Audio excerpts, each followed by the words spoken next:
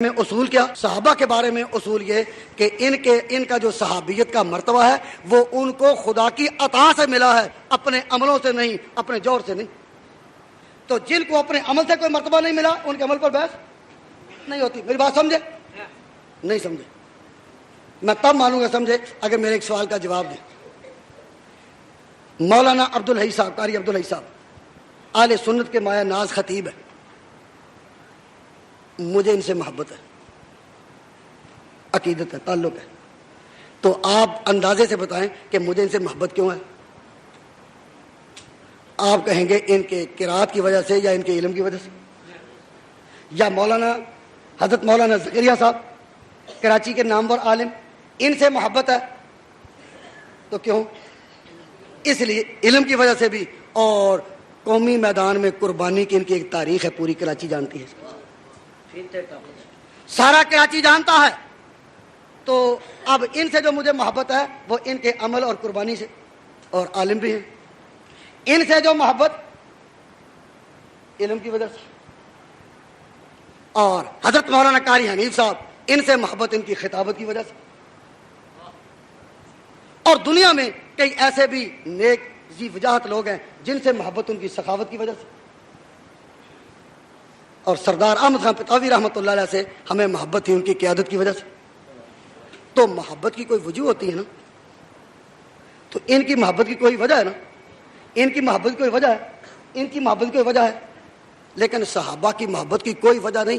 کسی صحابی سے اس لیے ہمارا پیار نہیں کہ کوئی عالم تھا، مجاہد تھا، فاتح بدر تھا، بدری تھا، فلاں تھا، فلاں تھا۔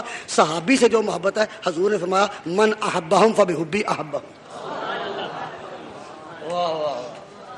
جس نے میرے صحابہ سے محبت کی وہ میرے تعلق پر کی، اور ان کے عملوں پر تو محبت ہم نے کی ہی نہیں، تو عملوں سے بحث کیوں؟ اگر ہم نے ان سے محبت ان کے عملوں سے کی ہوتی، عملوں سے بحث کرو۔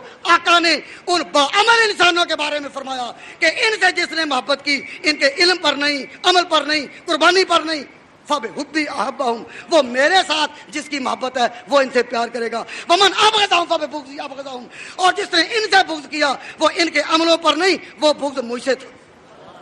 جس نے امیر معاویہ سے بغض کیا اس لیے نہیں کہ اس نے یزید کا مقرر کیا تھا، نہیں، بلکہ من ابغضہم فببغضی ابغضہم۔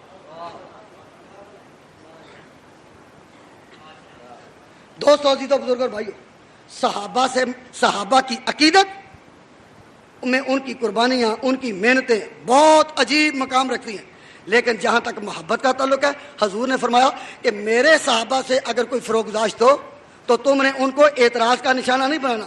لا تتخذوہم من بعدی غرضا، ان کو اعتراض کا نشانہ نہیں بنانا۔ تو اعتراض کا نشانہ کب بنتا ہے؟ جب کوئی فروگزاشت ہو، یوں تو نہیں بنتا جی۔